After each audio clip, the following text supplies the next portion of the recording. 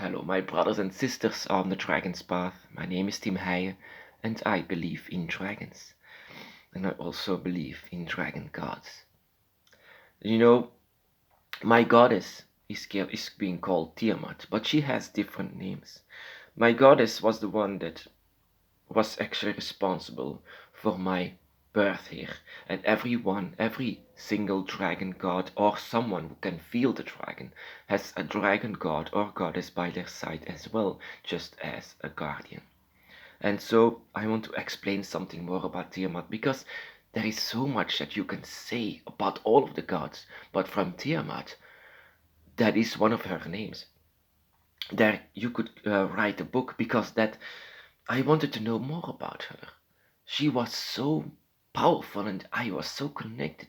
I wanted to know more about her. But what is there to know more about a dragon goddess? Everyone would say that there is no history with a dragon.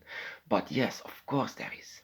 And from Tiamat, that history is large. So I have to read it from my book of Dragon Shadows because this is a gathered information, gathered in pieces about what I found, what Tiamat was. I wanted to know more, so I found more. It was actually a creation story. To my surprise, it's a creation story that people really believed and worshipped in back in the day. Until now, and of course, the religions came. As a goddess, Tiamat was enormous. She was enormously tall, fertile, and fierce in nature. She was represented as a giant female dragon. Marduk was her opponent. Marduk set out in his chariot Tiamat's 11 allies. She had 11 children that I never mentioned before, but she had her children, 11 children, and they were called the Igigi, and they fled from Marduk. Tiamat was waiting for him, but Marduk caught her in a net of light. He hurled a hurricane between her water jaws and shot arrows right between her and right through her. Then he cut her in half. He stretched out its speckled top half like the feminine. Sorry, that is just a very difficult word for me. The bottom half of Tiamat became the world and all of the seas and the oceans. Like the God of the Old Testament, Marduk then began to mold and organize nature as we know it now. He also created humanity, and Christianity took over in that creation story. That same creation story of Tiamat and Marduk was actually, if you wondered where they got this story from, Christianity, well, actually, they made a new version of God and the devil. He split the goddess dragon in two and makes, the world as we know it now. Her watery eyes became the source of the Tigris and the Euphrates. When the conscience of the gods, he stole over from Kingu the tables of destiny and established himself as a new head of the Babylonian phantom. Kingu, Tiamat's son, was captured and later killed.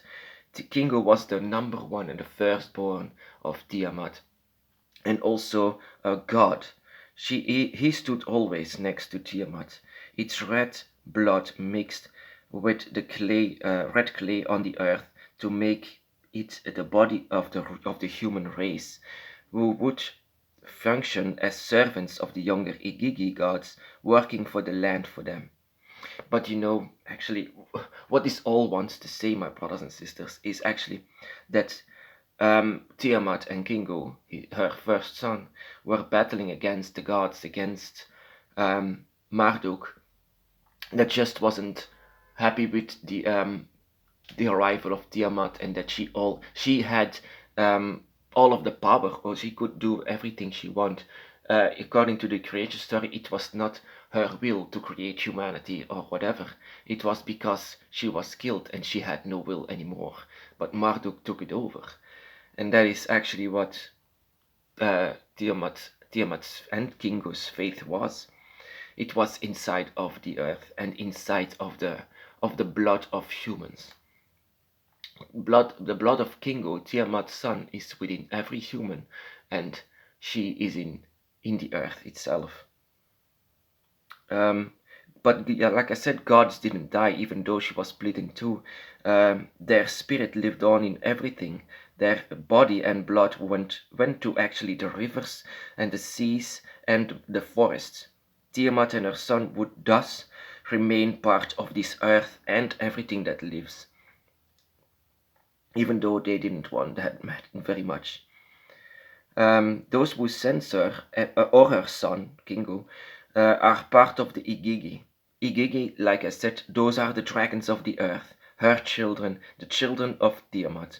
Tiamat had them fight the Anuki after Ea killed her opponent, Aspu.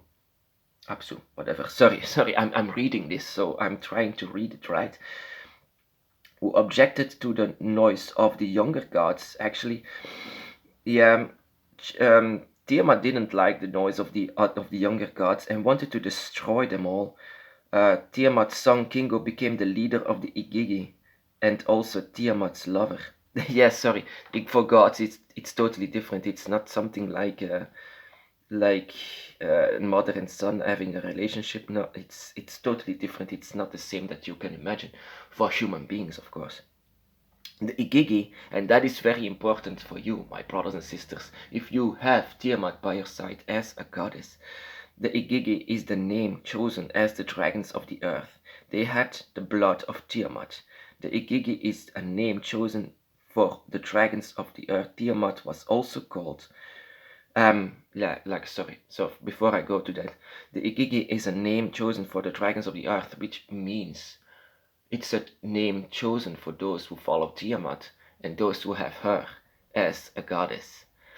The Igigi is actually what I should call myself. It's an ancient word for a dragon, for Tiamat's dragon to be more precise. Tiamat was also called Gana, which means the Lord of Lady or of the earth, later known Gana as Gaia, Mother Earth itself. She is actually Mother Earth of the ancient times, before, of course, everything was humanized. Tiamat is an excellent shapeshifter and an excellent guardian as well, and she's a very, very 100% female of this earth. She gives birth to everything, also to life, also to everything that grows. It's all about her. Without Tiamat, there is no life. But it's not that she wanted to have this, but now she lives on in everything that grows. And now the Igigi are still born inside of us. It's because also her son Kingo that we have the blood of her, that it's still possible to house the soul of a dragon inside of a human being. That is still possible because of him, her first son, her first child, Kingo, because he else as well made of course the blood of humans. It's like I said, Tiamat's creation story, she was seen as more like she was creating everything, of course. She was the ruler of everything. She had the tablets of destiny. She had this around her, so she did whatever she wanted. But Marduk, her opponent, wasn't glad with that. She didn't she hated, of course, the noise of the other gods. She just wanted to have peace and quiet, but the other wants to create more. But she had the power to do that. So that is why most of the time, that is why I think they go against her to kill her. So the creation happened when she didn't had any choice. But now she is Mother Earth, she is in everything that lives, and she's also inside of us. I hope that we can also call ourselves the Igigi, the dragons of Tiamat. So she's represented as many things, as the gods of the earth, and she can come to us in many, many forms, even as a human being.